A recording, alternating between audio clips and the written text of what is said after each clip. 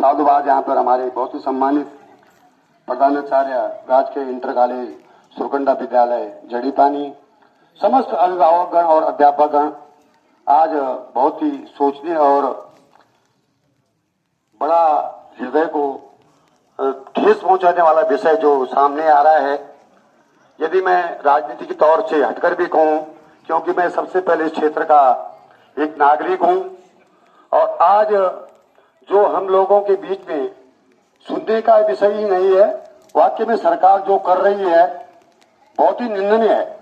ऐसी सरकार का मैं इस सदन के माध्यम से, इस समस्त अभिभावकों के माध्यम से निंदा करता हूं, भर्त्सना करता हूं। और दुर्भाग्यपूर्ण है कि ये सरकार जो आज हमारे बच्चों के साथ कठोराघात करने का काम जा रही है, इसके लिए हम एक संयुक्त समिति बनाने का कष्ट करेंगे, क्योंकि ये लड़ाई कोई छोटी लड़ाई नहीं है, ये पूरे उत्तराखंड की लड़ाई है। इस लड़ाई में हमें इस विद्यालय को किस हिसाब से बचाना है। अभी हमारे सम्मानित कोठारी जी जो संचालन कर रहे थे वो बता रहे थे कि ये 70 के दशक का नहीं है, मुझे लगता है कि और पहले के दशक का है, क्योंकि हमारे उस समय प्राथमिक विद्यालय के रूप में विद्यालय चलता था और हमारे पूर्वज भी इसी विद्यालय में पढ़े हैं। जिस हिसाब से उस समय पठन पाठन का कार्य चलता था, उसी गति से ये विद्यालय सबसे पुराना विद्यालय है। और लड़ाई हमारी इस विद्यालय की भी नहीं है। मैं तो मानूंगा माननीय गुरुजी, हमें हर विद्यालय के लिए लड़ाई लड़नी पड़ेगी।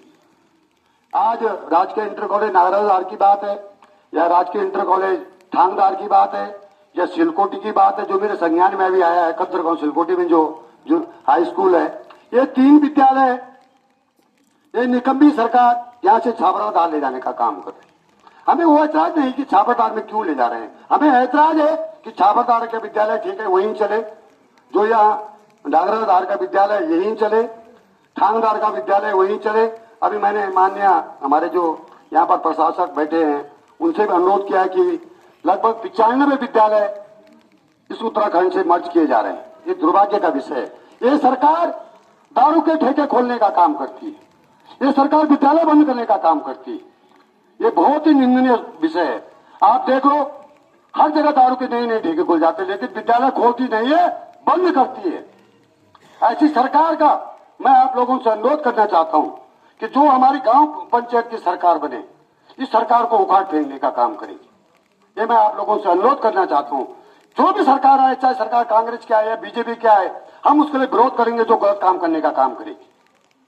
मैं आप लोगों से अनुरोध करना चाहता हूं, फिर इससे पंचायत चुनाव हो रहे हैं, आजकल आचार संहिता भी लगी हुई है। इस लड़ाई को हमने कैसे लड़ना है, इसमें आगे अभी 2-3 दिन बाद तो ऐसी सभाएं हम जब करेंगे, उसमें किसी भी प्रत्याशी के रूप में वो चुनाव खर्चा भी डाल देगी सरकार।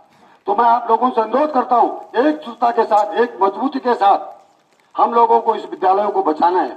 हमारे इन नौजवानों का भविष्य क्या होगा, इनके प्रति सोचना है। आज जिसके बच्चे यहाँ नहीं पढ़ रहे हैं, भविष्य किसने देखा है। अभी कोविड आया था, कोविड के दौरान क्या स्थिति हो गई थी। जो बच्चे हमारे परिवार लेके बाहर जा रखे, वो कहाँ जाएंगे, अपने घर जाएंगे, अपने मूल स्थान पे जाएंगे। तो मेरा अनुरोध है कि जो लोग सिर्फ ग्रुपों में लिखने का काम करते हैं, ग्रुप में लिखने से काम नहीं चलेगा, लड़ाई लड़ने का काम हमें करना पड़ेगा। और मैं आपको आश्वासन पूर्ण विश्वास दिलाना चाहता हूं, हम इस लड़ाई को आगे तक लड़ने का काम करेंगे।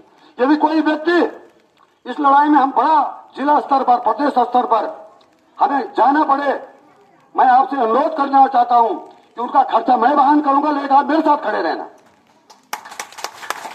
और मैं एक अनुरोध और करना चाहता हूं, हमें एक आज ही इस समिति का यहाँ पर गठन करना पड़ेगा, और तब जाके बड़ी लड़ाई लड़ी जा सकती है। ठीक है, मैं मानता हूं आप लोग अपना समय यहाँ पर दे सकते हैं, लेकिन जो जागरूक लोग हैं, जो जागरूक पुरुष हैं, जो जागरूक महिलाएं हैं, वो लोग हमारे साथ कंधा से कंधा मिलाने का काम करेंगे, जिससे हम इन विद्यालयों को बचा सके, इन नौजवानों का भविष्य बचा सके।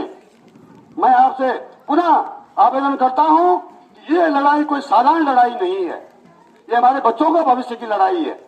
आज जो हमारे चुनाव हो रहे हैं, पहले मैं सब लोगों से अनुरोध करना चाहता हूं, अभी भी हमारे पास 1-2 दिन का टाइम है, हम अपने जनप्रतिनिधियों को प्रत्येक गांव से निर्विरोध बनाने का काम करेंगे। अभी प्रयास करेंगे आजकल में कि हमारे गांव से निर्विरोध जनप्रतिनिधि बने, जिससे कि हम एक गांव की सरकार मजबूत सरकार दे सके।